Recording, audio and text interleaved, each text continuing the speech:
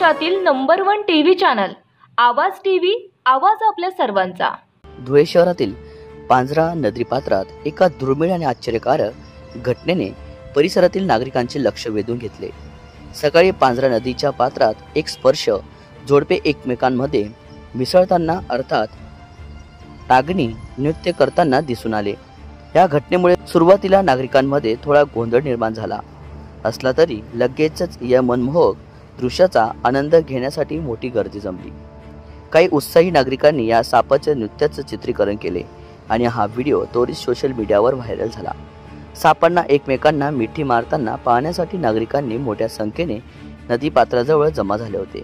अनेक जणांनी आपल्या कॅमेऱ्यात हे दुर्मिळ दृश्य कैद केले आहे।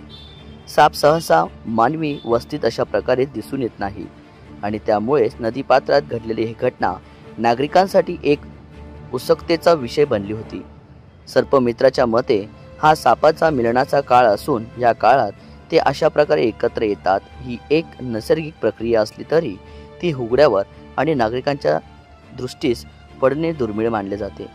या घटनेमुळे धुळे शहरातील नागरिकांना निसर्गातील एक अद्भुत आणि नैसर्गिक दृश्याचा अनुभव घेता आला, जो त्याच्या स्मरणात दीर्घकाळ राहील।